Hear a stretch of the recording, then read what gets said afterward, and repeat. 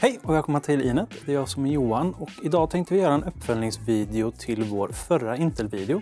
I den så gick vi igenom alla serierna generellt, men idag tänkte vi fokusera mer specifikt på den 9:e generationen som är den senaste. Den 9:e generationen innehåller 2 stycken olika serier. Vi har Basin Falls Refresh som är till entusiastplattformen och så har vi Coffee Lake Refresh som är för konsumentplattformen. Det som är nytt för båda serierna är att de har fått fastledda värmespridare eller även kallat iOS, vilket då ska ge bättre kylprestanda än den kylpasta de använt tidigare. Om vi börjar med entusiastplattformen som innehåller X-modellerna. Både i7 och i9, nu dock bara en i7 som börjar på 8 kärnor. Den här har dock fått tillgång till alla 44 PCIe lanes, vilket inte tidigare i7 har fått. Vi vill inte gräva för djupt in i entusiastserien, men vi kan bara snabbt summera att vi har generellt fått högre frekvenser. Sedan så har även alla modeller med 12 kärnor eller färre fått en rejäl ökning i L3-cachen, vilket kommer hjälpa. Men det som är intressant med entusiastplattformen, det är att den nu har smittat av sig till konsumentserien. Ja, vi har nämligen fått en i9 till konsumentserien, vilket är första gången vi har sett det från Intel. Den här i9 heter 9900K och är en del av Coffee Lake Refresh som alltså är konsumentserien. Det här är en riktig bäst till processor. Den har 8 kärnor, 16 trådar och oerhört höga klockfrekvenser, vilket gör att den har klassledande enkeltrådprestanda, vilket framförallt spel uppskattar. Och tack vare hyperthreading som ger den 16 trådar så fungerar den även utmärkt för till exempel streaming eller andra flertrådade applikationer såsom redigering. Den har inte samma extrema antal kärnor som man hittar i entusiastplattformarna. Den har inte heller ECC-minne eller samma antal PCIe lanes. Men om du inte behöver det så har du här en väldigt komplett processor som dels är världens bästa spelprocessor just nu, hands down, och samtidigt som den då klarar av streaming och redigering och så vidare. Så är du ute efter världens bästa spelprestanda samtidigt som du har mycket kraft över till annat utan att ta steget upp till entusiastplattformen, så är nog 9900K perfekt för dig. Och utöver att i9 gjort sin entré så har vi även fått en annan nyhet i konsumentserien, nämligen i7. Inte i7 som sådan utan dess utformning. Nu har vi även där en 8-kärnig processor. Dock har inte den hyperthreading så som föregångaren 8700K hade. Den hade 6 kärnor och 12 trådar medan vi nu har 8 kärnor. Då får man ju fråga sig, hur blir det?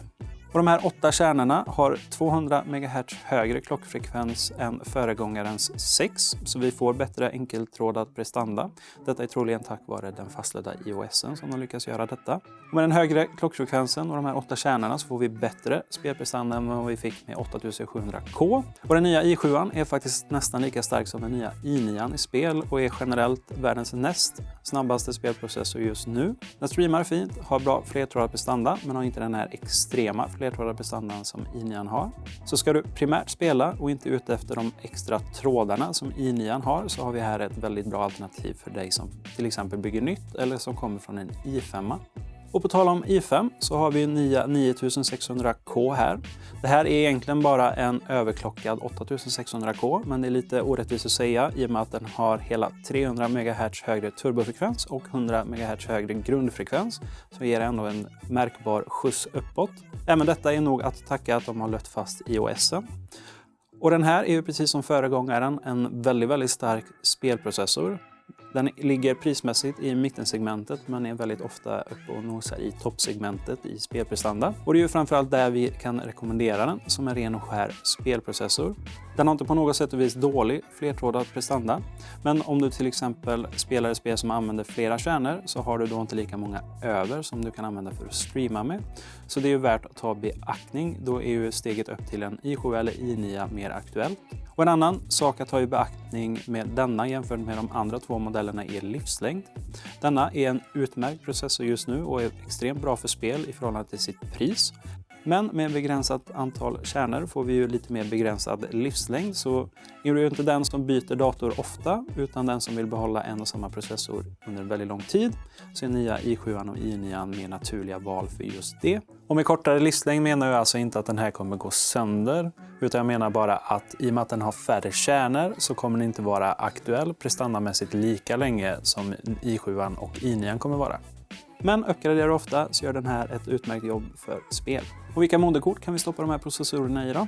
Jo, det är fortfarande en Coffee Lake-baserad variant, så vi har samma sockel. Däremot, för att man ska kunna använda dem med Z370 så krävs det att det finns en BIOS-uppdatering som tillåter de nya processorerna. Så är du ute efter att uppgradera med samma moderkort så kika först att det finns en BIOS-uppdatering för Coffee Lake Refresh. Annars finns det även uppdaterade Z372. Dessa ser du med romerska siffror i beteckningen i namnet. Då vet du att den är förberedd för det. Men det finns även en nytt chipset som är specifikt anpassat för Coffee Lake Refresh. Det heter Z390 och det är som Intel framförallt rekommenderar att använda med de här nya processorerna. Kör du på den nya 9700K eller 9900K så finns det även Z390-moderkort med extra strömförsörjning. Med dem så ökar strömbudgeten genom att man har 12 pins istället för 8 till processorn, vilket då möjliggör bättre överklockning. Det kan begränsas om du sitter på ett moderkort som inte har detta. Ja, och det var Intels 9:e generation som framförallt då har trevliga nyheter i konsumentserien med världens just nu bästa konsumentprocessor i alla kategorier i i9 9900K. Ja, och det var allt för Intels 9:e generation som då med den nya i9 har tagit tronen både i enkeltrådad och flertrådad prestanda i konsumentklassen. Och är ni osäkra på vilken processor som passar med vilket moderkort så har vi även vår datorbyggare som automatiskt sorterar åt er. Länk till den och till processorer och moderkort hittar ni nedan. Jag är Johan på Inet och vi ses i nästa video. Hej då!